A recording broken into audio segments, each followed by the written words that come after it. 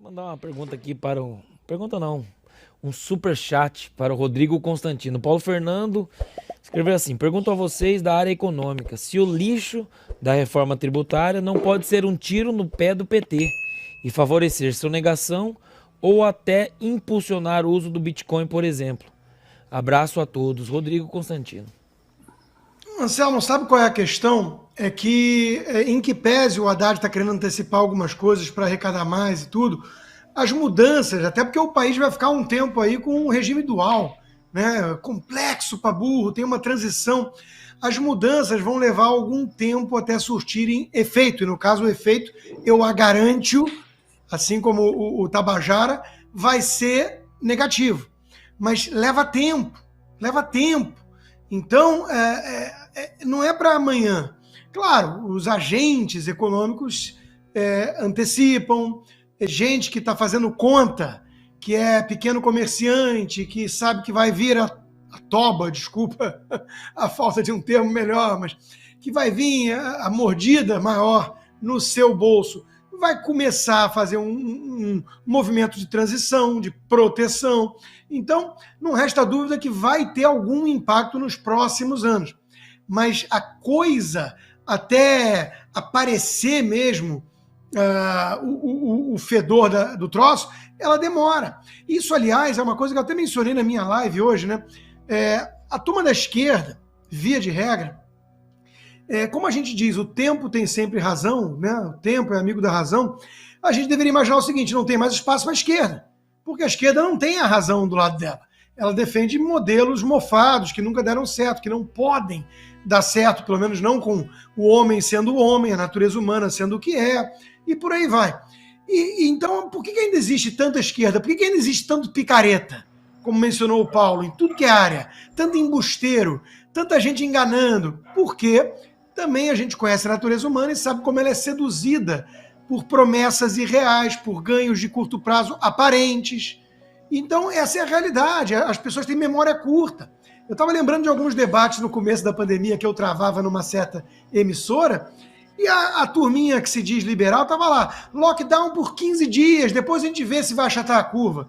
E eu lembro de eu dizer assim: o Joel, companhia, vocês vão estar repetindo esse mesmo discurso daqui a 6 meses, pode anotar. Bom, eles ficaram repetindo, eu errei o timing, eles ficaram repetindo 2 anos. Mas e aí? Aí vieram estudos mostrar que o lockdown não serviu para salvar nenhuma vida, ferrou a economia, destruiu vidas, eles mandavam a turma ficar de quarentena tomando vinho, porque eles acham que todo mundo vive na bolha deles e ignoram como é que o brasileiro vive, trabalha para sobreviver. Mas ficou por isso mesmo. Eles ainda estão aí nessas emissoras dando pitaco. Por quê? Porque a turma tem uma memória curta, já mudou o assunto, ninguém mais quer falar disso. Então, o tempo é amigo da razão, mas o tempo também é amigo dos picaretas que contam com a memória curta e seletiva da imensa maioria. Obrigado, Posso fazer um comentário? Vai lá. Fazer um comentário Claro, nessa parte aí do Bitcoin? Eu não me espanto com essas movimentações. Eu me espanto do ponto de vista de impacto, que certamente vai ter um impacto você tentar controlar tudo, que é o modelo totalitário que eles querem implementar. Nenhum país jamais obteve poder totalitário. E quando se trata do sistema financeiro, isso fica mais gritante ainda. Nunca nenhum país conseguiu ser totalitário na questão de controle financeiro. Nunca. União Soviética, a China hoje em dia, qualquer país que a Alemanha nazista, nunca conseguiram. Quanto mais se aproxima ao totalitarismo pleno, mais pujante está o mercado secundário, o mercado negro, mais ativo. Eu me lembro perfeitamente bem nos anos 80, em que havia substituição de importações, né? E tecnologia toda tinha que ser nossa. O RAM, né? Random Access Memory, né? Que faz a composição das placas de sílica que compõem os computadores. O RAM tinha que ser produzido aqui no Brasil, era totalmente ineficiente, era muito difícil. Então existia um mercado negro pujante que alimentou praticamente toda a classe média do Brasil da época através de uma dolarização total do que era a necessidade de consumo ocidental, né? A necessidade básica comprava com a moeda local. Agora, a necessidade de consumo ocidental, que é balizada pelos padrões de consumos internacionais, isso a classe média tinha acesso a dólar, comprava dólar no paralelo e fazia suas compras tranquilamente no mercado negro, no contrabando, que era pujante. Então, um cenário como esse, não é uma novidade só, não é uma realidade só no Brasil. A União Soviética tinha um mercado negro pujante, mais de 30% do PIB durante a época, diz assim, na época de Gorbachev. A mesma coisa na China, se não fosse por isso, o chinês passava fome, porque não tinha acesso nem a consumo de base.